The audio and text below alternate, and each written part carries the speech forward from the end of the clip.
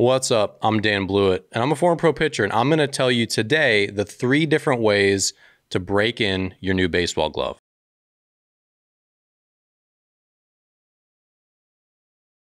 All right, so in today's video, we're going to talk about breaking in a baseball glove, and we're going to cover a couple different things. Number 1, the break points on the leather itself.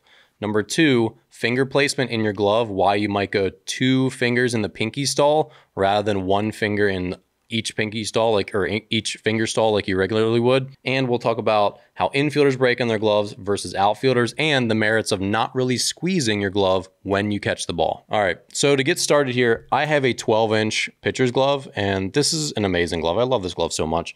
It's 12 inches and it's got a pretty deep pocket.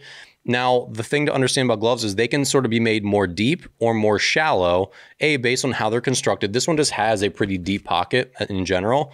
But then the way you squeeze the glove can make this pocket either effectively shallow or effectively deep. And that's the main thing that we're going to talk about today. So the first thing, this is what you need to know about outfielders' gloves. So if you're a pitcher like me, or if you're an outfielder, or you just want to break your glove in this way, if you're an outfielder, you absolutely have to close your glove from thumb to pinky. And the reason you do that, and you'll see all outfielders do this, is because when I do that, it makes balls essentially disappear into the web like that. You see how deep that is? That's what you want as an outfielder, because when you're running, especially when the ground's not perfect, it could be big clumps of grass, or it's hard because the ground's cold. You live in a cold climate. You're running or you're going to dive, and you want that ball really well trapped in that glove. So you want a really deep pocket. Outfielders' gloves are made to have this deep pocket, but they also are deepened by the thumb to pinky squeezing style. Now, this is kind of uncomfortable going thumb to pinky if you have a finger in each of the finger stalls. So what almost all outfielders do is they put their pinky and their ring finger in the pinky stall, and then they slide their middle finger over into the second, or into the ring finger. Is that your ring finger? Yeah, your ring finger stall. So the middle goes in the ring stall, and the pinky and the ring finger go in the pinky stall. So when I hold it, and you're not really going to be able to see it, but again, these two are in the pinky stall, this is here, and then my index finger goes in the middle finger stall, and there's nothing here in the index finger stall. That is important. So if you're an outfielder, that is how you want to break in your glove. And then when you've got both fingers in the pinky stall here, it becomes very easy to close your glove from thumb to pinky.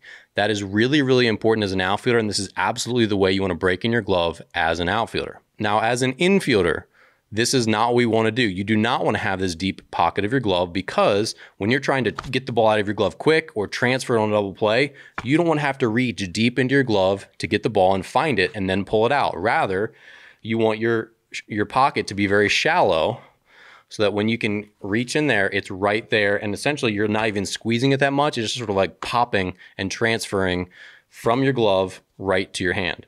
So what you'll see infielders do, and this is not a glove that's built for infield, so this has a deep pocket. Infielders' gloves in general are going to have less leather here, and it's going to be shallower, so they're already helping to accomplish this effect. But the way you can make your glove pocket more shallow is having 1 finger in each stall as normal, and then you want to work it when you're breaking the glove in to get this break point here. Let me switch. To get this break point here to allow me to get my thumb across at least 3 fingers. And sometimes you'll see infielders squeezing their gloves all the way up here, where it's 1, 2, 3, 4 fingers are where the thumb crosses over. And that's making a really shallow pocket. And you can see the ball very easily because it's not very deep and it's really accessible. Whereas again, if I go 2 in the pinky stall, now that ball disappears into the pocket of the glove.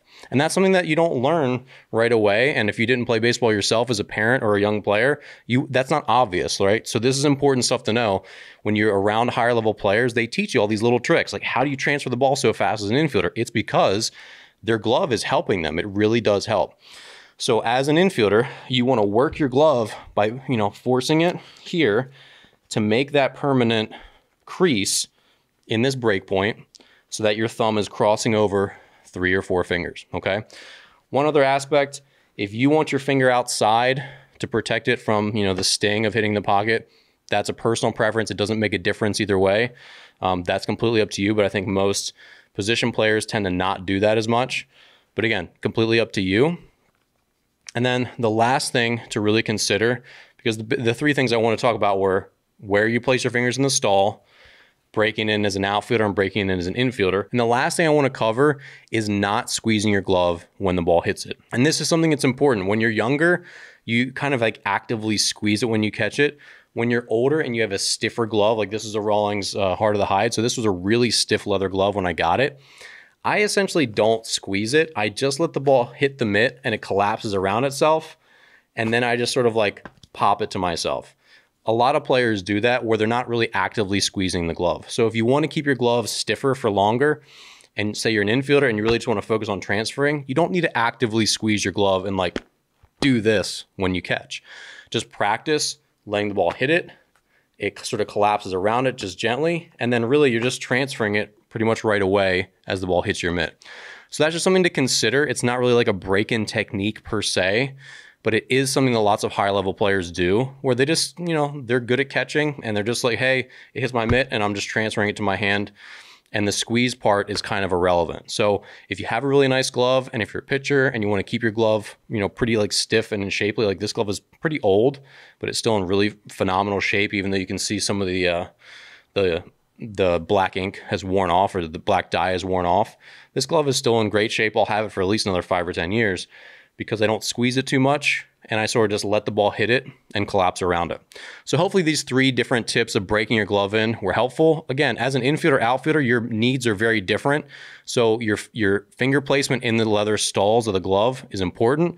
And then again, where your thumb is going, whether it's thumb to pinky as an outfielder or thumb across as an infielder, that's going to really help deepen the pocket or make the pocket more shallow, which is going to be important for you getting the ball out or trapping and keeping it in there as an outfielder. All right.